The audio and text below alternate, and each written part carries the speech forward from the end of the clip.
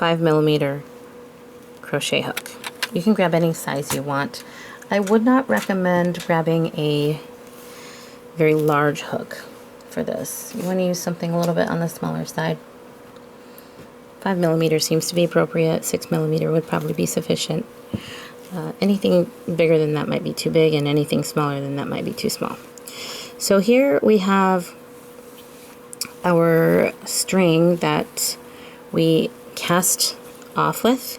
So we're just going to forget about that for right now, and I've already done the other end so that you can see what the outcome will be like. So this is the other end of the scarf, and this is the remainder that I have left. And as you can see, it's just a basic single crochet stitch.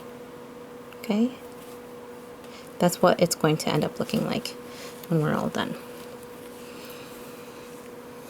So if you haven't learned how to crochet or do a single crochet yet, then that's going to have to be your project before you can do this. However, I will try to go slow and keep it as easy as I can to follow. So when you cast off, what you essentially do is you pick up the open stitches that are left on your needles of your Addi machine. As you can see that I'm pulling them. And I know those are the stitches because this is my cast off yarn. And it goes all the way around. So the ones that loop, that is what you need to pick up. And we're going to start with just a regular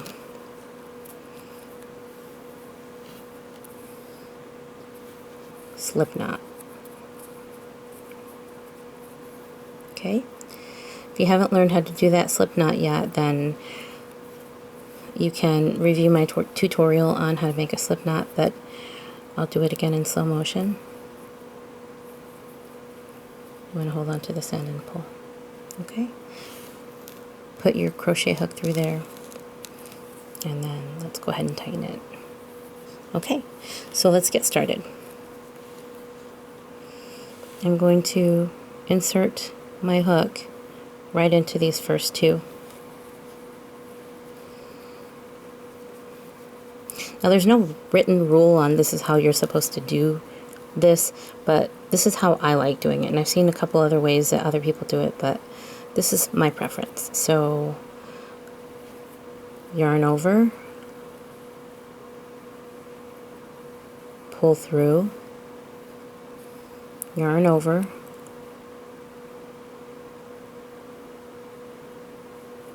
pull through.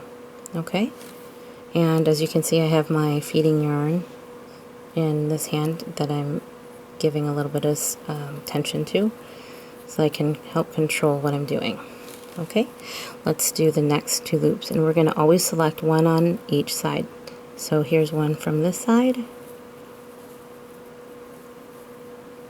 Here's the one from this side. Put our crochet hook through. We're going to yarn over, pull through both of those loops, yarn over, pull through both of those loops. Okay, let's try the next one. One on this side,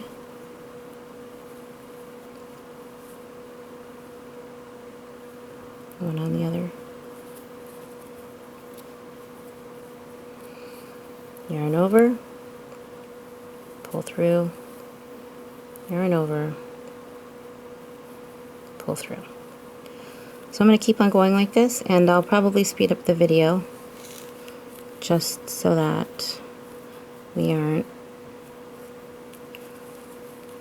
having to painstakingly go through every single one of these. But if you're having trouble, take it one at a time, go at your own pace,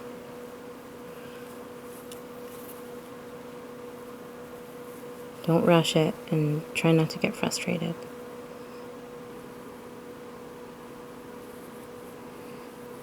Alright, as you can see, we're at the end here, and instead of having 4 stitches, I have 3. So at some point along the lines, I missed or did an extra one, and it was probably at the very beginning. But the good news is that in these cases, it's not detrimental to the project if you do end up with the 3 stitches in the back or at the very end. All you have to do is put them all 3 on with your last one,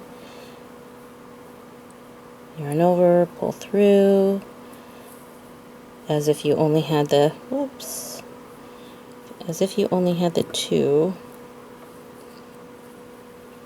1, 2, 3, and pull through, yarn over, pull through. Okay, so what I do here is I do one more yarn over and pull through, and then I pull the yarn all the way through, and I don't need too much yarn because obviously we're at the end of our project here, so I'm going to go ahead and cut that, pull the yarn through, and then you're going to give it a nice tug and you're going to tighten it. Okay, so from this point, if you find that you are wanting to put tassels on it, then you can watch my next video on how to attach the tassels. But if at this point you are simply looking to close off the end of it, then the last step is to trim up these just a little bit more. And in my wonderful basket of items that I constantly use, I have a long Tunisian crochet hook, a long Tunisian crochet hook that I use all the time. And I simply go in between the 2 layers and I pull it through, and it is now invisible. You cannot tell that it was there or is there. And you could do the exact same thing with both sides of this. So that's it. I hope you enjoyed this video, and I hope it's helpful to you. Please leave me a comment and let me know if there was something that you made that this video helped you to finish the look for. Have a great day. Don't forget to subscribe.